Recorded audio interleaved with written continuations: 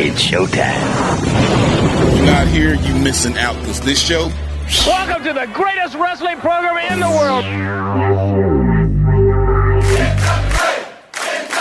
The NWA World Junior Heavyweight title. NWA World Junior Heavyweight Champion. Long lineage of classic, incredible wrestlers.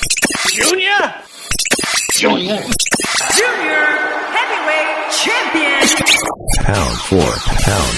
A retrospective of NWA Junior Heavyweights. With your hosts, J. Cow, DKM and former World Junior Heavyweight Champion, Kevin Frazier. This is J. Cow. With me, I've also got DKM and your former World Junior Heavyweight Champion. He never actually lost the belt, guys.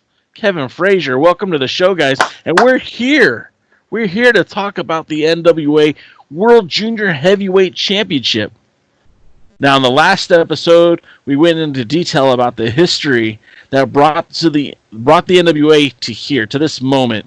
And when I say this moment, I don't mean like right now. I mean like the last 15 years. Because a lot of stuff has happened in between that time. And we're going to go through some of the champions of the past era. We're going to talk about that World Junior Heavyweight Championship. And of course, we've got an excellent source with us, because here's the man who wrestled for that title and the man who defended that title.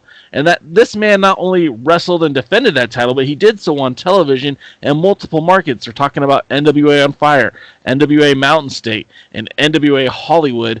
All at the time were the top television markets for the National Wrestling Alliance. So we'll get into all that. But guys, how are y'all doing? Oh, don't forget that DK even has the title. DK has the title. DK, where's the belt, man? You didn't even bring it out. I have too. What makes you think either one of you are worthy of seeing my two belts? I mean, I would think if anybody would be worthy, it would be the one that made that title mean something. Yeah, but do you have it now? Oh, I mean, in theory, I technically still could. I could make a claim. I could lay a claim. Yeah, but you don't. I have it. Fair enough. And so... But yeah, I can see it means a lot to you, so I'll let you have it. Yeah, it actually does. For those that don't know, that was actually the first real title belt that I ever touched or held or anything. That's exciting. It was first held by a guy I knew. I was there the night it was retired. Right. So it was that belt actually has a history with me, and that's why it's currently locked up safe in the vault. And if only you knew somebody who could get you into that conversation of how to actually get that belt. I mean, wow, what a story. Right. Mm-hmm. All right, guys. So the last time we were here, we were kind of going through the title history of the Junior Heavyweight Championship. And by all means, I mean, some of the names we talked about, I again just want to hit on. I mean, we talked about Jerry Briscoe. We talked about Danny Hodge, right? We talked about Angelo Savoldi. We talked about Mike DiBiase and Dory Funk Sr., Freddie Blassie, Baron Michelle Leone. We kind of went through the whole list of that old school. Nelson Royal, can't forget him. Wouldn't want to forget him. Hector Guerrero as Lasertron, for crying out loud. I didn't want to leave out any of those guys. But then, of course, as the NWA would continue to... the title kind of went cyclical with the NWA, and the highs were good and the lows were bad, and the title would always seem to ride that same wave. I mean, WCW brings the Junior Heavyweight Championship back, the NWA World Junior Heavyweight Championship. What is that, like 1989? I'm looking at it right now. Well, go back a little, because there's a small bridge that we need to make. Because we kind of ended with the controversial era of when it was in New Japan, the original title, and the American promoters kind of came in, and we had what I call the Dusty period. And that was a Starrcade 84. Mike Davis, we talked a little bit about how Mike Davis ended up with the title. and in the last podcast. But then he lost it that night to Denny Brown. And this kind of started what I call that's the enhancement talent title runs.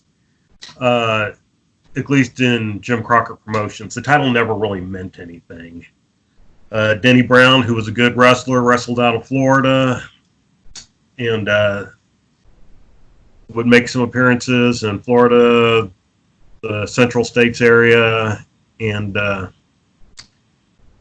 what was Southeastern Continental. It changed its name from time to time, where the U.S. Junior Heavyweight title was based. But, he was used mainly as a preliminary wrestler in Jim Crockett, even when he held the title. He would often face, the Horsemen and, get beat. He lost the title in, I think, Kansas City to Gary Royal, so he could win it back a month later on TBS in a nice match that actually featured Ric Flair on commentary. And so Ric Flair was actually putting the title over. Exactly. And then he lost it to Steve Regal. Mr. Electricity, not the world's... A former AWA light heavyweight champion, former AWA World Tag Team champion. And he lost the title to him. There was talk at the time that they were going to kind of raise the status of the title. And then something happened with Mr. Electricity. He was gone within a month. The title ended up back on Denny Brown. How it ended up back on Denny Brown has not always been clear. Some say he won it by forfeit when Regal didn't show up. He then lost it to Lasertron, who was Hector Guerrero under a mask. Hector Guerrero, of course, had held the title previously, except for he wasn't even recognized later as a two-time champion. This was basically recognized as his one time as champion. And again, supposedly they were going to elevate. They got a new belt at that time, the beautiful, beautiful belt. I wish I had that one too. And he held it for a few months before he left the territory because Dusty didn't use him either. Then it ended up back in on Nelson Royal of all people. Some guy in his 50s. This sounds familiar. It will be again later. Some guy in his 50s who basically went on, defended the title after the NWA basically ended its relationship. He got a new belt specifically for him, and he would defend the title kind of in the Tennessee, Alabama regions, just as the World Junior Heavyweight Champion. And then the title went dormant for a long time. WCW, of course, would do a light heavyweight champion for about a year and a cruiserweight champion later. But the NWA kind of, at that point, wasn't doing much of anything, and the title was just gone. Now, this is where I like to jump into the foray, because I know you're the expert, DKM, but I did my research because, like many of you, growing up as a young man, seeing Jim Crockett Promotions become WCW, as a child, I always assumed that WCW was the NWA. So when the junior heavyweight title disappeared, I didn't think much of it. But the fact of the matter is, a few years later, when we've got the great Sasuke holding 8 titles and challenging for the WCW Cruiserweight Championship, and you're thinking, I see at least one Dome Globe title that's being called the NWA Junior Heavyweight Champion. What is this? So I did my research. I figured out what happened. And essentially, the NWA began partnering overseas with a wrestling promotion called IWA Japan Sometimes they would also partner with Wrestling Yum Factory or Wrestling Yum Factory, and I'm not exactly sure what that means, but essentially these promotions. Dream Factory too. Oh, Dream Factory. They use different names, but sometimes they were called Wrestling Dream Factory. Well, Masayoshi Motegi comes into play, and I'm sorry if I'm not saying that name right. As the Fourth Alliance guy knows, Jaden, I'm not very good with the Japanese names, so I apologize in advance. I'm not trying to be disrespectful, but it was his desire to reactivate that junior heavyweight title. They also had the NWA International Tag Team titles during that time in that promotion as well. But they did hold a tournament on August 30th, 1995, to crown a new junior heavyweight champion. Now, this was almost about 10 years from when Nelson Royal quit being recognized as the NWA junior heavyweight champion. And then we saw this tournament, again, feature some guys that, I mean, some of you might know these names. I'm going to say Ray Gonzalez. If you're familiar with IWA Puerto Rico, that name is familiar to you. Another guy by the name of Super Crazy. You guys remember that guy? What about Yoshihiro Tajiri? Right. Or El Hijo de Santo? Yep. A lot of these guys, the Wrestling Yum Factory just kind of pulled these wrestlers from out of everywhere. I mean, from Mexico, from Puerto Rico, obviously from Japan. And they ended up establishing the title when Motegi defeated El Hijo de Santo to win the title. Now you would think, okay, so now we have a new champion, and Wrestling Yum Factory is off to establish the dominance of the Junior Heavyweight Championship. Well, maybe that was all just a ruse, because a year later the title essentially became part of the octuplet Junior Heavyweight Championship that New Japan Pro Wrestling put together, and that's when they called it the J Crown. And I'm sure a lot of you guys remember the J Crown because you would see. So what's that? Let me jump in here. Great, sure. This is perfect. Well, this is important as far as like my career goes, was because when the J Crown became something. This was when 96 was the year that I realized that maybe this was going to be something I would do. It was watching, obviously, we lost Jay. Yeah, Jay, you went off the air. There we go. Yeah. He's back. That was that countdown I was talking about. Sorry. So I that was when I watched Rey Mysterio for the first time. And so once I started getting into the junior heavyweight, cruiserweight, under 200-pound wrestlers, that's when I started watching the Super Juniors tournaments and these types of things. And I always think of that period from 95 to 97 was the beginning, for me, was the birth of what we would know as modern day junior heavyweight, under 200-pound, high-flying wrestling, because that's when these guys started doing some of the moves that we see now on a regular basis. And it was that 95 to 97 era of under 200-pound wrestling that made me realize I could be a wrestler. And that's what caused me to actually throw my hat into the ring and quote unquote and become a wrestler, watching Ultimo Dragon, hold up all 10 titles. And I looked at that and I said, that's going to be me one day. And so it's interesting seeing this, because it kind of gives me a little bit of sense of nostalgia, seeing Great Sasuke, Hilda Santo, Masayoshi Motegi, and a lot of the names that we're going to name over the next, these next few champions, Jushin Liger, El Samurai. These are all guys that I took. I mean, when I say I took like chunks of what they offer, of what they did in the ring, and applied it to what I did in the ring. This era, the 95 to 97 era, was the era that made me realize that I wanted to be a professional wrestler. Well, and then so getting back to that tournament, the all-important tournament, because the Wrestle Yum Factory, again, they crowned the new junior heavyweight champion in 95. It's 96 where all 8 championships are joined together as one. And I'm going to test you guys because I really don't know the answer myself. So I'm going to see if you can come up with the other 7 championships that made up that J Crown. Forget it. DK? It was the WWF light heavyweight championship, which was recognized by the World Wrestling Federation, but it was more of a Japanese-held belt. That was the WWA, I believe, World Junior Light Heavyweight Champion. Yes, both words were in there, junior and light.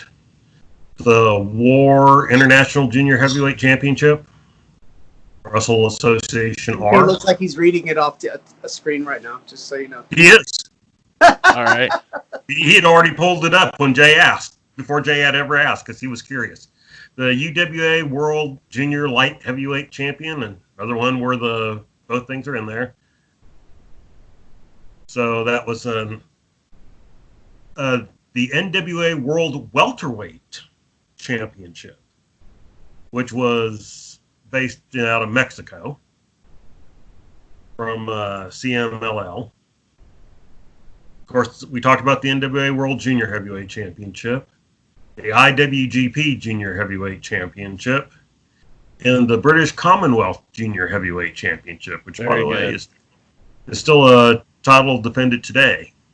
Often. I didn't know that. And that pay-per-view, that TV taping, whatever it was, also featured Dan the Beast Severn, who was the NWA World's Heavyweight Champion, but clearly wasn't defending the world title in New Japan at the time. So it's kind of funny how history seems to keep that NWA together, whether it be the Junior Heavyweight Championship and the World Heavyweight Champion. The NWA just seems to continue to, thrive and exist. Now, that's when the tournament happened, and of course we were given a new champion in the great Sasuke. And Sasuke, he wasn't a New Japan Pro Wrestling contracted wrestler. He was actually one of the indie guys, really. I mean, he was working for Michinoku Pro Wrestling, and he's walking around with 8 championships. And they, I mean, at that time, then they kind of went on and had matches with like Ultimo Dragon, who, again, Ultimo Dragon wasn't under contract to New Japan Pro Wrestling either. He was a freelance. He was working with some of the other promotions in Japan and in Mexico. And it wasn't until Jushin Thunder Liger won that title, that 8 crown, that you actually had a New Japan Pro Wrestling champion hold that belt. Of course, he would go on to lose the title to El Samurai. El Samurai would lose the championship to Shinjiro Otani. And then, right around that time, WWF wants to bring back its own version of its light heavyweight championship, and instead of degrading the name of the octuple championship, they just what's the word I'm looking for? Divested. Thank you. The 8 championships and brought it back to just for New Japan Pro Wrestling, just the IWGP Junior Heavyweight Championship. And there's a timeout called. So before we move on past this little era, the names of wrestlers on this particular, and again, these are mostly Japanese wrestlers, but anybody that really knows about the junior heavyweight, cruiserweight division understands that no wrestling territory, country, area in the world takes under 200-pound wrestling more seriously than Japan. And in my opinion, that's where all the best under 200-pound wrestling has occurred historically. There are a few other times in American wrestling history, maybe even Mexican wrestling history, you could attest that they were better. You could argue the point, but nowhere else in the world was it more prestigious to be a junior heavyweight champion than it was in Japan. And so I'm going to argue that even though I felt like my reign was great, this little stretch right here, you have arguably some of the greatest under 200-pound wrestlers that ever lived, and definitely the best of their era, all in a row here. I mean, Sasuke, Ultimo Dragon, Jushin Liger, El Samurai might be a notch, just a tad below, and then Shinjiro Otani. I mean, these guys are some of the best pound for pound wrestlers I've ever seen in my life. And to this day, if you said, what kind of wrestling would you go and watch for entertainment if you were going to look up a YouTube channel, I'll take Shinjiro Otani versus Jushin Liger any day, or Ultimo Dragon, or these guys. This is the type of wrestling that inspired me as a wrestler to become a wrestler. And again, why it was such an honor to be part of this kind of history. When I started looking up champions, it was this time frame that made me realize, hey, I want my name mentioned amongst this group. And again, I do want to point out, it's not. It's funny because the NWA at this time did not carry the same cachet it did 10 years earlier. Right. In fact, at this point, and you'll notice how much the talent drops significantly in that junior heavyweight division when we start speaking about some of these other names. But in Japan, the history and legacy of the National Wrestling Alliance is so revered that they had no problem helping to... Keep in mind here, it was the Wrestling Yum Factory that brought the NWA World Heavyweight Championship back because the title was dormant. It was New Japan that brought that title to some significance by putting some great champions on that lineage. I mean, the title was defended in WCW. It was defended in New Japan Pro Wrestling, some of the top independent promotions in Japan. And then when WWF requests to receive their title back, that's when the deck of cards seemed to fall apart. Now, the NWA was still... Look, the NWA in 2005 was still a thing. It was still around. This wasn't new, but it certainly didn't have the cachet it once had.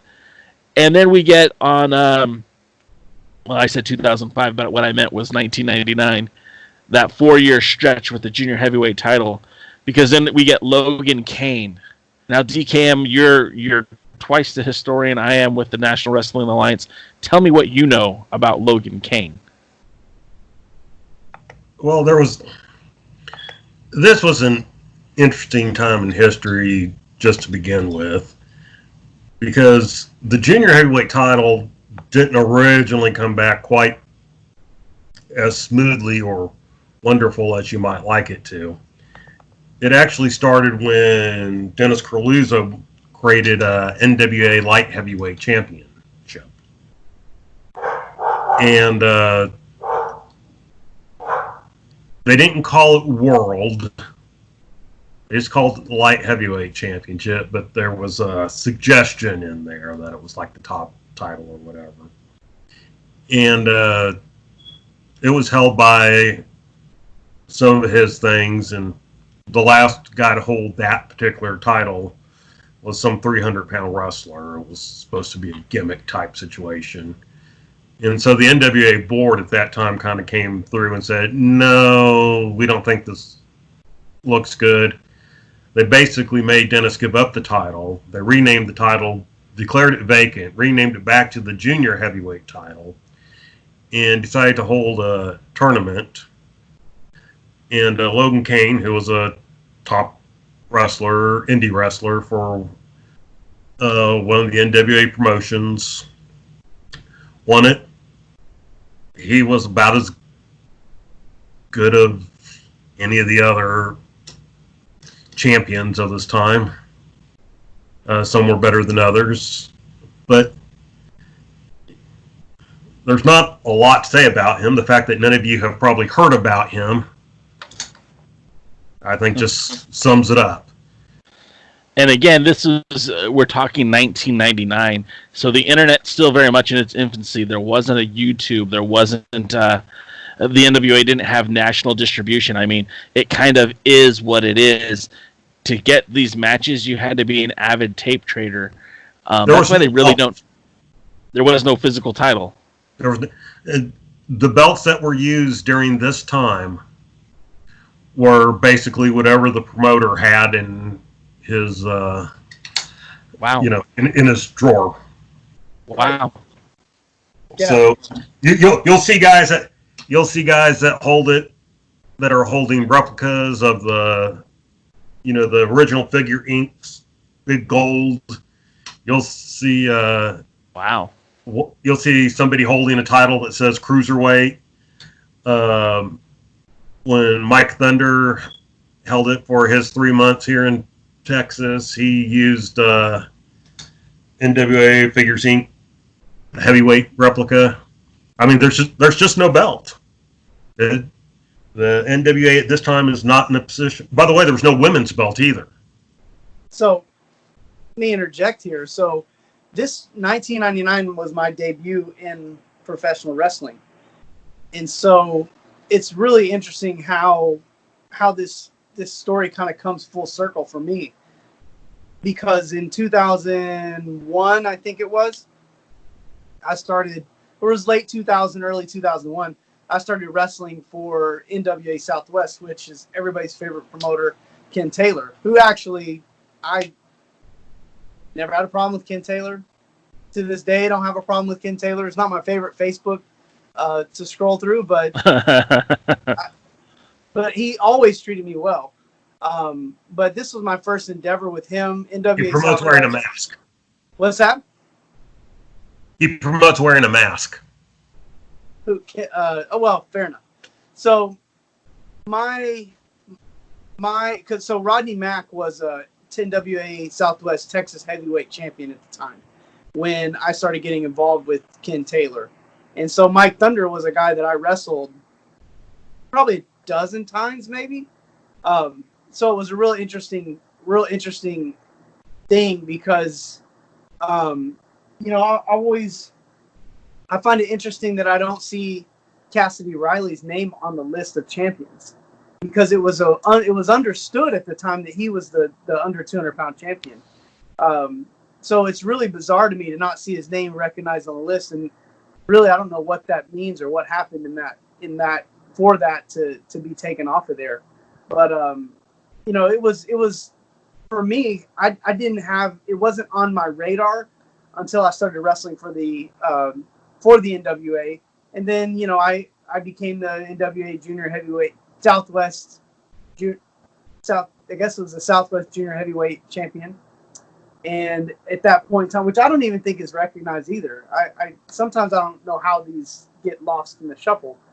But once that title started to, I started getting involved in this, the first thing I did was go to Ken Taylor and say, hey, I'm willing to travel. And that was what started the conversation of bringing the World Junior Heavyweight Championship to Texas. That actually started the conversation. And then, unfortunately for me, I say unfortunately, but it worked out good in the long run. There was a big power struggle. I've probably told this story before on our show, but there's a big power struggle between Ken Taylor and a local company in Texas called PCW, which had television, basically was airing on television every Saturday morning on, DK UPN 21. And yeah, that's a local broadcast channel in Texas. So for me, I'm caught between a rock and a hard place. Here I am being promised during waking hours. Yeah, but here I am being promised the, NWA, Southwest Junior Heavyweight Championship, and the World Championship is supposed to become something that I'm going to hold. And then on the other side of it, I'm on local television at 10 a.m. on Saturday mornings, where all my friends and family are watching me on TV. NWA Southwest was on channel 58 during Raw. Actually, it would come on during WWF Raw or WCW, whatever. So it was really funny because at that time, my high school friends would come over and watch wrestling at my house. And that, we go in there and try to catch me on the NWA TV show. So it was really funny because Saturday mornings, I was caught between a rock and a hard place. And the funny thing is that I said, look, Ken, the other company's not giving me an either or. You're giving me an ultimatum, and I'm gonna have to. I've got to be able to do what I got to do. So therefore, I left the NWA, wouldn't come back for 10 years, and Mike Thunder moved into that position. Interestingly enough, even more interesting, after that whole can't work for this person, can work for this person thing broke down about a year and a half later. Mike Thunder comes on to the PCW show and becomes a jobber to me. So it just, it's just the wrestling business. But this was the era where I started throwing my hat into the ring in terms of becoming a junior heavyweight champion and wanting to be in that scene. And the fact that I was this close to the NWA World Junior Heavyweight Championship at that time of my career, and for it to take another decade before it would actually become a reality. So this is where my timeline actually starts right here in this era. And a lot of these guys I know, Tony Kozina and I had some words periodic, here and there. And of course, when he got face to face, the words that were said on the internet were not the same as the words that were said to my face, but That's funny that you bring that up, because I was actually going to talk about Tony Kozina. I remember actually speaking through him. This was around the time when they broke into, and I don't mean break into, but he and, help me out. You guys know his crew. Davey Richards? Davey Richards, and then I think Kyle O'Reilly. They broke into Smoky Mountain right around that time, and I was trying to get him to come on for for a podcast, and he was real snarky with me. I'm like, I know you're friends, man. I'm good with Dave Marquez. He'll vouch for me. Come on my show. And I don't even remember if he did or not, but he was very snarky and he was very hostile to fans. And I don't know if he was trying to work the gimmick, because I know they were running as heels in Smoky Mountain, but weird dude. Talking about Kozina, right? Yeah. Yeah. No, that's kind of the way he was. He kind of played himself. Yeah. Well, I mean, whatever you want to say about him, he's still working with New Japan. By the way, if you'd like to learn more about this period. Where'd you go, DK? You just froze. Try that again. You froze, DK. Okay, can you hear me now? Can you see me now? Can you hear or see me now? I hear and see you. Somebody must have started doing something on the internet and took my connection. No, seriously. If you want to actually learn some more about just this basic time period, one of the guys that was champion 3 or 4 times, I don't really remember, was he wrestled underneath the name Rocky Reynolds. Yeah. And he's released some books on Amazon. Get them for your Kindle. If you don't have a Kindle, get a Kindle, or get the Kindle app and read them on there. I've read 2 of them. And where he talks pretty openly and pretty honestly about the independent wrestling scene, and how he almost killed himself. Oh, jeez. And, took a fall, hit his head, didn't remember anything other than waking up in the hospital. And, but, he does talk about some of his time as champion, and it's an interesting, sad, and inspirational read all at the same time. So if anyone out there, go find him on Amazon, get a Kindle or a Kindle app. And going back to Tony Kozina, again, he won the title. He defeated Vince Kaplak. Now, the interesting thing about Vince Kaplak is he was supposed to wrestle Logan Kane for the title. Logan Kane no-showed.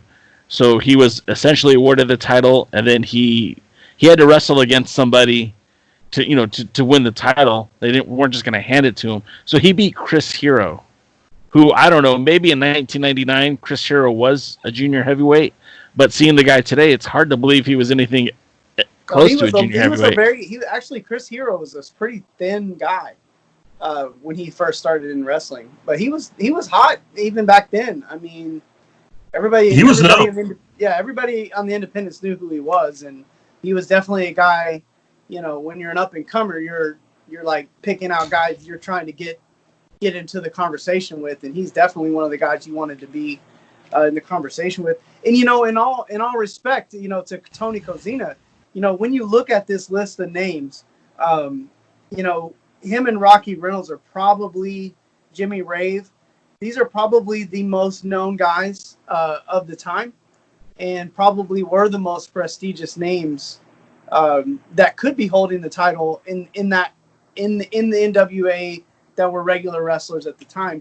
And if it wasn't for guys like that, the title wouldn't have been able to try even stay above water to even exist for the future eras where maybe it got a little more exposure.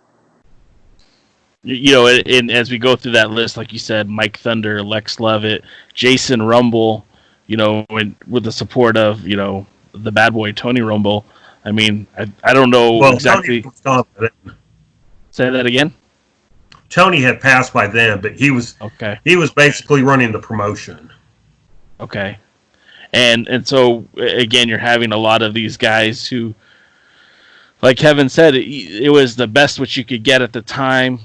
Obviously, this was a down period for the NWA in terms of who was available to them, and things changed pretty quickly. I mean, after Jimmy Rave had the title, Rocky Reynolds has his fourth reign. Then you get to Jarrell Clark, and a lot of guys remember Jarrell Clark from Joe Price's NWA Florida, but he also was a part of the early days of TNA. And now they didn't recognize the Junior Heavyweight Championship on camera. He wasn't making title defenses, but they did acknowledge that he was the Junior Heavyweight Champion, and he had a lot of great showings for Impact, TNA, whatever you want to call it. He was one of those guys that I really felt like could have benefited had a few things been tweaked with that working relationship with the NWA and TNA. But I remember watching Jarrell Clark going, oh, so that's who that guy is, because, again, tape trading was really the only way you could see these guys because this all predated YouTube and video sharing services. So really, if you wanted to watch matches, you were either buying them from High Spots or finding tape traders on the internet. And Jarrell Clark was one of these guys. They used to call him Mr. 630 because of his dive off the top rope. Literally had that 630-degree rotation. And that was pretty cool for Jarrell Clark. And then Jason Rumble gets the title again. And this is where business really picks up. Back up a little bit. I will back up a little bit. I want to back up to Lex Lovett, who he beat Mike Thunder for the title. And it's also important to know that at this point in time, the title wasn't really a traveling title. Basically, it was a promotional title, and the champion went somewhere he normally lost. And so, but anyway, I always like to bring up Lex Lovett because it was one of those funny situations that we see sometimes in wrestling. At the time, Steve Corino was the world heavyweight champion. I know where you're going with this. And Corino, who had some injuries and stuff like that, talk about a skinny guy. Yeah. He was a small, skinny guy and claimed he weighed 206 pounds, actually. It wouldn't have surprised me if he was well under 200. Lex Lovett was billed at around 225, probably was around legit 210, 215. And so we actually had a world junior heavyweight champion that outweighed the world heavyweight champion. It's just a funny thing. And it should be noted that during the reign of Chris Draven, the NWA finally bought a belt. Oh. It was one of those, it was made by Kevin Rhodes. And it was one of those cast belts. Yeah. And it was finally a belt. And that lasted to Jarrell Clark. While Clark was champion, they actually had another belt that was made. And it was still a cast, but it was a nicer looking cast belt. And it lasted through to Jason Rumble, which we're getting ready to talk about when the title starts picking up again, because Rumble went to Japan, or he didn't go to Japan. No. No, Rumble actually, and this is where people don't know, but Rumble actually lost the belt to Rocky Romero in the United States. Yeah. But then Rocky Romero ceases to exist because we've got Black Tiger Mask number 4, and he doesn't have that old cast title. No. They gave him the Cloverleaf Championship, one of my personal favorite NWA titles of all time. That Cloverleaf Championship goes to Japan because Tiger Mask 4 needs a rival. Tiger Mask 4 wants to do everything his mentor did, the original Tiger Mask, and he needs to have that Cloverleaf Championship. So one of the coolest things to happen of that era, around 2005, we've got Black Tiger Mask, Rocky Romero, fighting Tiger Mask 4, kind of revitalizing a feud from the 80s over that Cloverleaf Championship, which again was a belt that was kind of like from the 80s. 70s. And it just kind of 70s. And it really just kind of, junior heavyweight division, I mean, now we're talking equal footing, equal billing, whereas, we mentioned Motegi, who was the NWA junior heavyweight champion going into the World Junior Heavyweight Tournament, that the Super Crown. He lost the title immediately as that tournament went on and on and on. He was eliminated. He was done.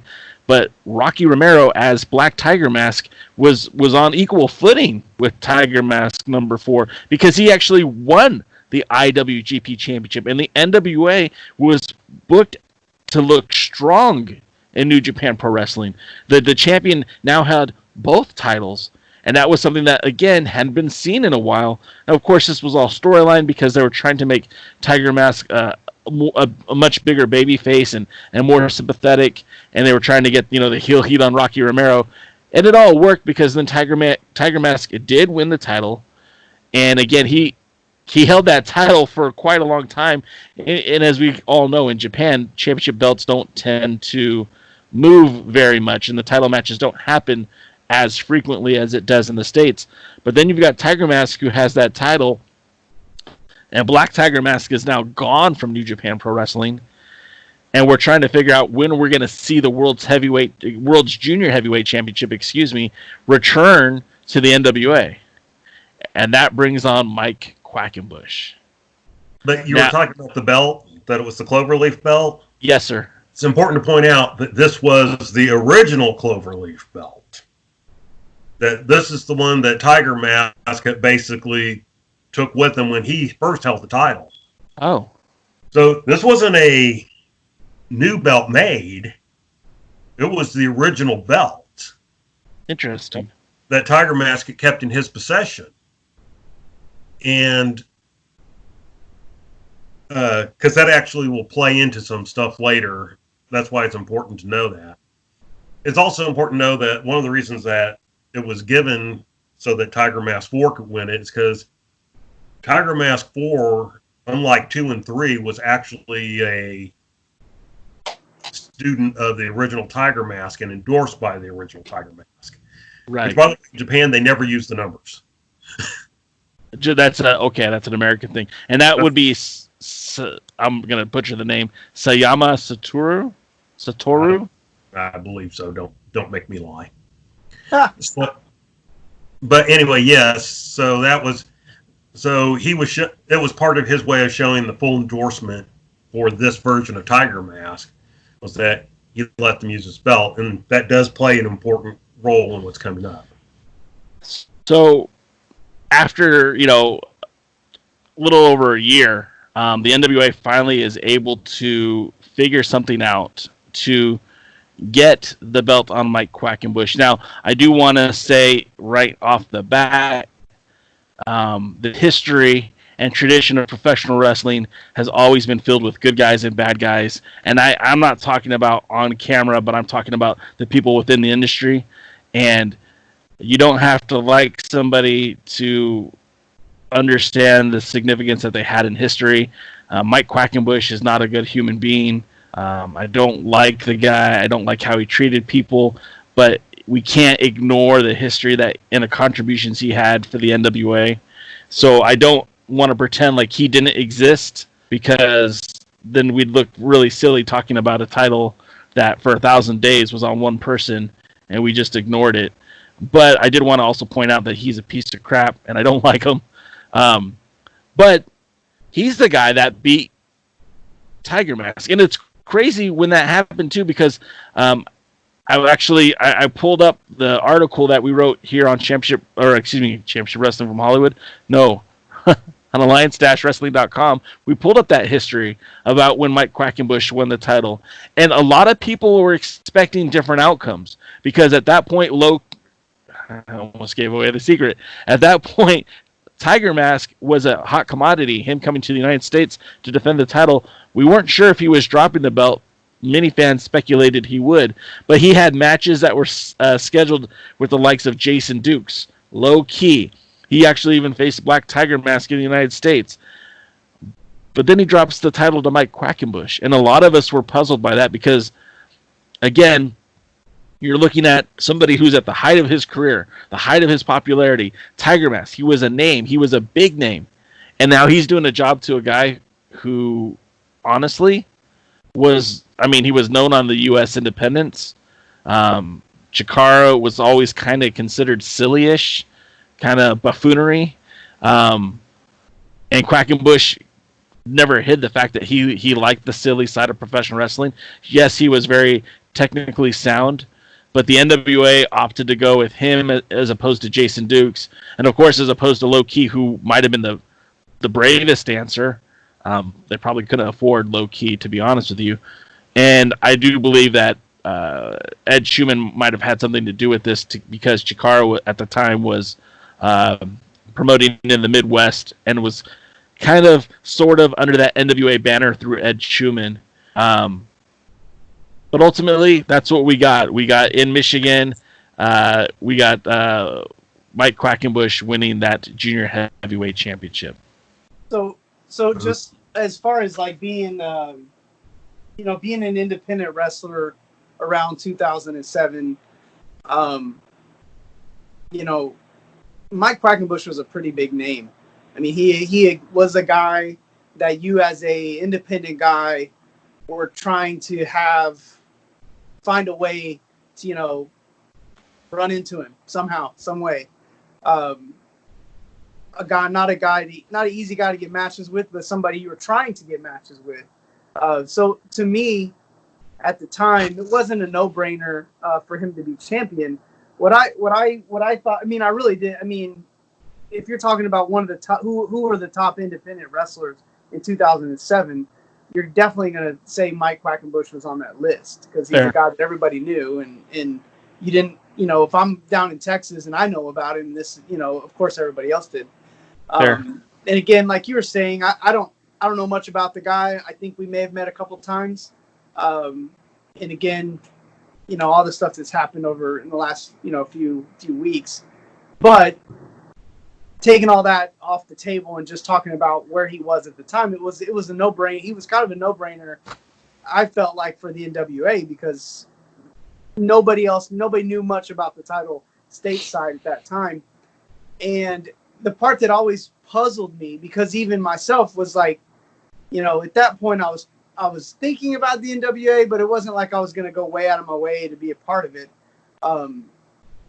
But it always perplexed me that he held the championship for as long as he did, because again, it put his name up there with the Danny Hodges and some of the great tenures of championship runs. But the championship's activity, or my personal opinion of what he thought of the championship, neither one of those were those things weren't something I would consider a great era for the title. I don't think he held it in high regard, nor do I feel like he defended it like a true champion would. And if you're not going to, why not open the door of opportunity for somebody else that might actually do that? And I would argue with you. Let me just say this real quick, DK, and I'll give you your time. I would argue that as popular as Quackenbush was, there were other guys who I think would have made just as much sense, if not more. Right. Because again, you're talking about Low Key actually wrestled Tiger Mask the night before before Quackenbush ended up winning the title. That would have made sense to me. Rocky Romero was still wrestling in the United States with Ring of Honor and occasionally in Mexico. He would have been a guy that made sense. T.J. Perkins, who the WWF thought highly enough to make their first new cruiserweight champion, was wrestling as Puma, was getting a lot of booking dates, with some of the top wrestling promotions in the United States. Again, there was arguments for a lot of other guys who I think would have brought a lot more to the table. And this is just my perspective because here I am in Southern California, and yeah, Mike Quackenbush came out here. The whole Chikara is because of Revolution Pro, Super Dragon and Excalibur and Disco Machine and Shogun and Scorpio Sky and all those guys came from Revolution Pro. Mike Quackenbush came out to California to wrestle in one of their junior heavyweight tournaments back in the day and was inspired to create Chikara. So it's kind of funny how things manifested. But like I said, there was a lot of other people who I think would have been better suited. Now, DK, you had a point, and I don't want to take away from that. Go ahead. And DK disappeared. No, I'm back. My alarm was going off telling me I need to take drugs. Oh. But what I was going to say is that, hindsight's always 20/20 and stuff like that. Most people were excited about Quackenbush winning the title. Well, yeah. We didn't know. We weren't, at the time, we didn't have a lens into the future to know what kind of guy we were, When you look at his first year. When you look at his first year was pretty good. Yeah. Because in his first year, he defended the title. Uh-oh, you're frozen again. But necessarily beyond average for that time. He started out strong, but it was like a thing of two reigns. His first year and then the next 2.5. Well, I mean, even over the next 2.5 years, he only defended the title twice. Well, it's kind of funny because, talking about David Marquez, who would book the titles quite regularly. I mean, he brought in Mike Quackenbush to defend the Junior Heavyweight Championship against Cassandro. And again, talking about the history of the NWA and the NWA in Mexico, when Blue Demon started his promotion in Mexico, NWA Mexico, Cassandro was actually their welterweight champion. And it's funny because Marquez was always a big fan of Cassandro. So one of the title defenses that Quackenbush got early on in 2008 was defending the title at the NWA Wrestling Showcase. And then again, he was booked to defend the title at the 60th anniversary show. And then had another defense, before that, where they took him to Liberty States Wrestling.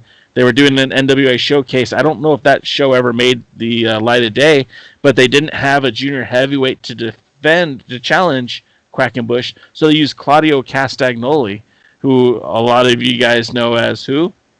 Cesaro. That's right, Cesaro, one of the best wrestlers in the world, if you ask me.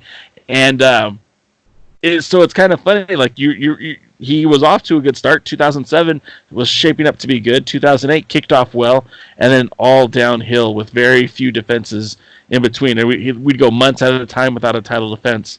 And honestly, it was kind of disappointing as a fan of the NWA. And when people started talking about that junior heavyweight championship, a lot of us started listening because we wanted to see a change. We wanted to see somebody else. We wanted to see Kevin Frazier. We wanted to see Scorpio Sky. We wanted to see Chase Owens, or even a Craig Classic. Which, good segue. Yeah, thanks. I do this professionally now. So Craig Classic. Craig Classic was the. Oh, and the one thing I want to say too is, right after winning the title, Sal Rinauro, who a lot of people knew from NWA Anarchy, who you know from NWA Power now, was named the number one contender for that title. But it took to the end of his reign, his second to last defense before Sal Rinauro ever got a shot at Mike Quackenbush. So I thought that was kind of funny and worth mentioning. That he was, I'm looking at the article right now. It was It was literally 10 years ago. I'm going to find out the date on the article because I think it's worth mentioning. So I'm going to stall here for a second. But Sal Reinaro... Well, it's also important to note that during this time, the tag team titles also weren't being defended. Right. And in fact, not only were they not being defended, the team had actually split up. So okay, I guess I spoke incorrectly. The article proved that it was actually in January 25th, 2010 is when that announcement was made that Sal Reinaro would be the number one contender, and then Sal Reinaro, of course, would challenge unsuccessfully for that title on later that month. So, apologize, I got that incorrect. But then we would get Craig Classic. You know, I had Craig Classic on my podcast. He was a part of the show, and he was a very interesting guy. His loyalty to the Sheik was probably his downfall. I know that our current co-host here called him out quite regularly and couldn't even get a match with the guy. So, Kevin, I'm going to let you talk a little bit about Craig Classic and tell us what you thought about him as a champion. Well, at that particular point in my wrestling career, I had done a little bit of a tryout about 2009, mid to late 2009 to the end of 2010. I was really trying to get on with World Wrestling Entertainment, and I had some success, with some possibilities of working for them. That would end up in me really never getting to work for the company. I had an injury, had to turn down an opportunity. And at that point, I had to start looking elsewhere. For what DK left, Jay's not looking at the screen. I feel like I'm right here, man. But I felt like that. I felt like I had to really refocus. I'd had a really serious neck injury, and so at that particular time, I started to, once I started to recover from that, I started interacting with Ken Taylor, and that was what got me back on the scene as a NWA wrestler. And then winning the title a couple times, Ken Taylor had some pretty successful shows. We had more than one show with 500 plus people at the shows. And that was probably the first time that Devin and I met was at one of Ken's shows out in, I think it was Gainesville. And so at that point, I felt like, this was my opportunity to make an impact on wrestling. And, frankly, I had never, as an under 200 pound wrestler, like in the junior heavyweight division, I just never felt like anybody was better than me, could hang. Maybe I could, once I got into the upper 200 pound division and fighting heavyweights and stuff, my winning percentage dropped significantly. But I felt like I was invincible in the junior heavyweight division. And so once I had won the NWA Houston title, I felt like, I've got the pedigree, I've been trained by the best. I've been on I've got the right, everything that you would need for a world champion. And I felt like, why am I not the number one contender? And so this ate at me for a little while. And then at one point, that's when I started looking into who Craig Classic was. I really did actually start stalking him. I really did. Like, that's just the way I am. Like, we had you on the podcast to do that. Right. I mean, we were planting seeds early on. Well, and I just felt like that he, it wasn't anything about him personally. He was the champion. I felt like I should be champion, and it was time for us to fight. And so I had a video where I called him out, and, I was in the gym by myself working out, and I just, I was scrolling through his Facebook and looking at him and his girlfriend going on a date. And I just thought, this guy's not a champion, like I'm in the gym at night training while this guy's out, having dinner with his girlfriend. I need to be champion. And so I basically cut a promo and said that. I I even messaged him. I probably messaged him. I asked him, I was like, dude, are you scared of me? Because you don't even acknowledge me at all in public, and I'm definitely your top contender. At that point, I think maybe he blocked me off Facebook. But you know, I have a background as a shooter, so I know a lot of wrestlers would get a little bit intimidated when I would start to get into their sphere of guys that they might actually have to fight someday. I was getting some Rocky 3 vibes right now. Well, you out there with your woman? Yeah, and I mean, my woman now. I just, you know, again, at that point in my career, I felt like this is my opportunity to make a run at stuff, and I needed to be very bold, and I felt like if I never worked for the NWA again because I was going for it, that was worth it. Better that than be sitting here today at 40 years old saying, what if, woulda, shoulda, coulda, especially with the WWE, you know, opportunity having passed me by. I actually talked to Craig Classic some during that time, you know, exchanged messages with him on whatever social media there was at the time. And he was a very interesting personality. Yeah. And we talked about the influence of the Sheik, and I think he started believing his own hype. You know, because on the message board and everything like that, we were all pro Craig Classic because we had just gone through 3.5 years of a guy that didn't do a damn thing. Yeah, exactly.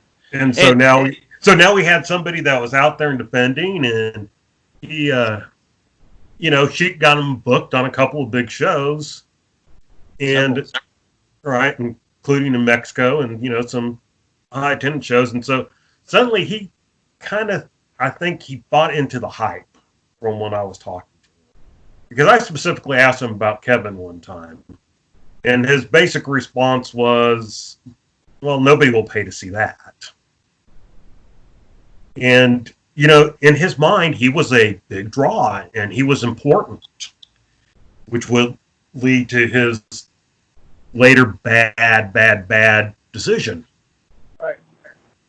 So well, and I mean, just being perfectly honest, like I was going to beat him up.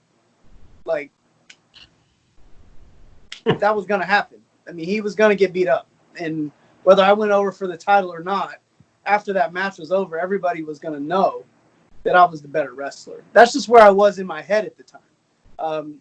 You know, it is what it is. I mean, you know, me and Craig had mutual friends. Obviously, one of my best friends in the business was Tokyo Monster Kahagas, and they're you know, they knew each other very well. Boys, yeah. And you know, so it's not and it's not like, you know, there wasn't heat there. It wasn't like I didn't like Craig Classic. It was that I just knew, maybe I watched too much Stone Cold Steve Austin 95 ECW tapes, but I knew it was my time, and I knew that this was my opportunity, and I didn't care what anybody thought of me. All I needed was an opportunity to show that I was the top guy. And we're going to talk about you obviously in a second here, but you know, closing the door on Craig Classic, I mean, the guy was actually a really good competitor, and you know, whether he bought his hype or not, he did end up with that title. He did end up taking that title to places that hadn't been seen in a while. I mean, he brought the title to 0-1, which, I mean, that should get some applause because, again, brought the championship to Japan, which that's a feat. That's a feat. The NWA and 0-1 weren't exactly in business with each other when that happened. He got an opportunity to defend the title in Japan. That's awesome. If you look at some of the names that he wrestled for with that title, I mean, it's kind of the who's who of junior heavyweights. I mean, Vordell Walker, Cahagas, Jarrell Clark, A.R. Fox, Tony Cozina, Lindsay Dorado. I mean, he was with our friend in New Jersey, you know, NWA Dog. He had opportunities there. So, I mean, he did get that belt around. And with DKM's point, as fans, we were eating it up, hook, line, and sinker, because we had a champion who cared about the title. That's all we saw. We saw the title being defended in New Jersey and Florida. I mean, don't get me wrong, a lot of matches were happening in Florida, but Illinois, you know, just the belt traveling, it felt like he cared. And of course, when shit hit the fan with everything that happened with the Sheik, Craig Classic was, well, I'll just read the quote. I relinquished my NWA World Junior Heavyweight title in protest to the horrible decision to strip our world champion, the Sheik, of his title. Sheik was on a tremendous roll bringing the title overseas and around the United States. I love and respect this business, and for this to happen to anyone in any industry is horseshit, and I will not agree with this decision. I mean, that's what he posted on Facebook. Okay, I can respect that, man. I could buy into that. Good job. You stuck to your morals. You stuck to your integrity, and I salute you, sir. Now give us back the belt. That didn't happen. It didn't happen. Craig Classic, the man who defeated Mike Quackenbush and brought an end to a 1,200-day-plus run as junior heavyweight champion, did nothing that showed class or credibility or integrity afterwards. Because he took that title and ran. The same way the Sheik ran. And then he whined because he had been booked he had several title defenses upcoming. And he had been booked for title defenses by Bill Barons and others who, once he gave up the title, canceled him. And he's like, you're blackballing me. And I don't remember which promoter it was. I think it was one in the Carolinas or something. Said, dude, we were booking a world title match. You gave it up. Yeah. You know, we don't need you anymore because you don't have the title and you're not defending it. And then he took the title and ran Japan. And where I think he was under the impression he was going to be a big, huge star. And again, I think Sheik had something to do with that. And this is where the story of Tiger Mask and the original Cloverleaf belt get in. When Tiger Mask 4 lost the title to Quackenbush, and if you look at the pictures, he has that original belt. But you'll notice later it's a different belt. What had happened was New Japan wanted the belt back because they wanted to give it back to Tiger Mask, who basically loan it to him. And the NWA was kind of like, well, that's actually our belt. You know, that was the original belt from whatever. That's ours. Yep. So New Japan basically said, well, okay, we'll do a new one if you give us that one back, and we'll trade it, and we'll give it. So New Japan paid Reggie Parks or Dave Milliken or whoever at the time to do a new version of it was Reggie Parks to do a new version of the belt, which instead of having the nickel plate had the gold plate, and then the rest was still black. And they gave that to Quackenbush, and the original belt was shipped back to Japan.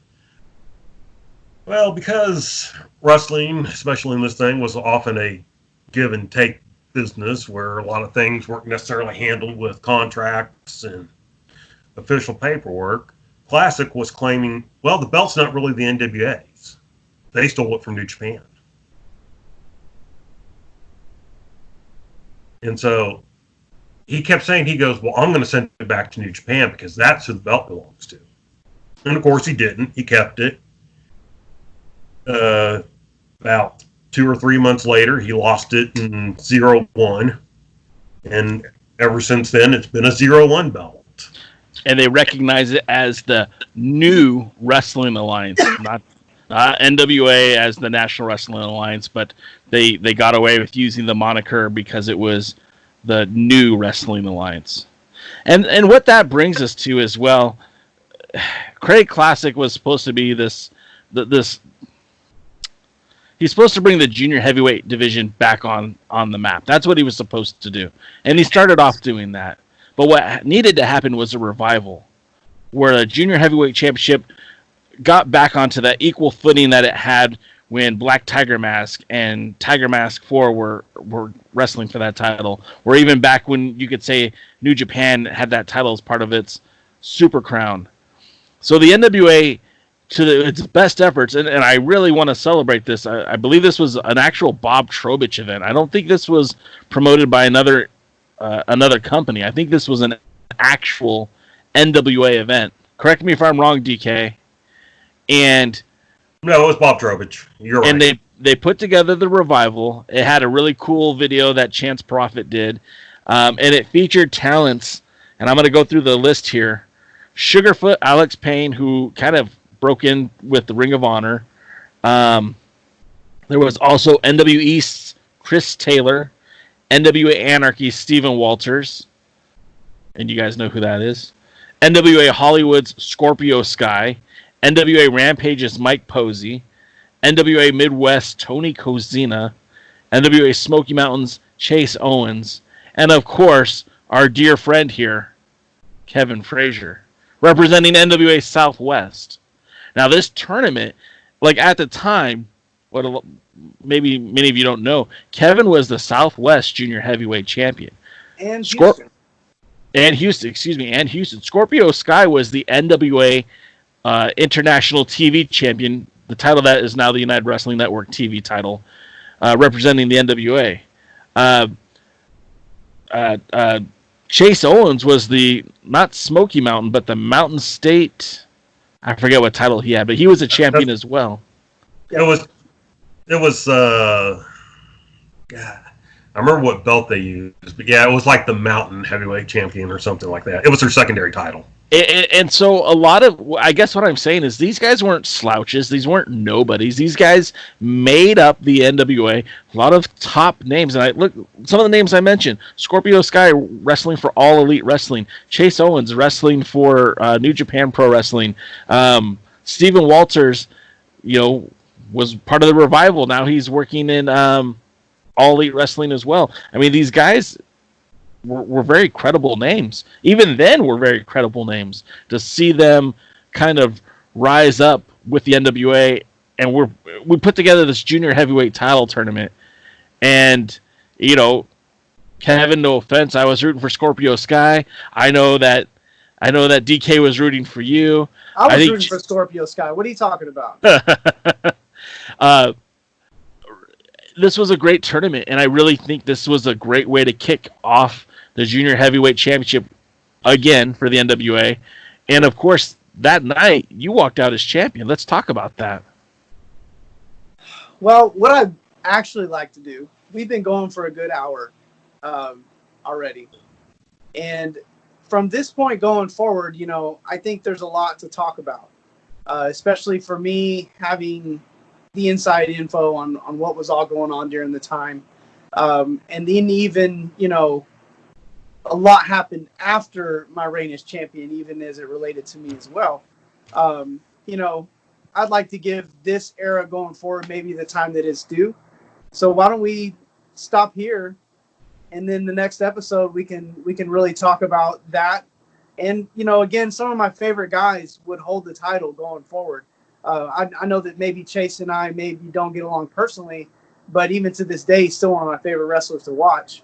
And so, I feel like maybe this would be a good time to kind of leave a cliffhanger and let the people know that when we come back, we'll talk about, my reign as champion going forward, and then maybe looking into the future, and even get up to our current, to the last champion, Barrett Brown, who's a good friend of mine. Okay. So there it is, guys. The NWA revival is all set in place. We will talk about the world's junior heavyweight champion. Who would win that title? Spoiler alert, he's in this video right now. And then we're going to talk about that title going forward. Well, you have the belt. We're going forward to the division, where it stands now, who is the last reigning champion, and what we think the future holds for the NWA when it comes to the junior heavyweight division.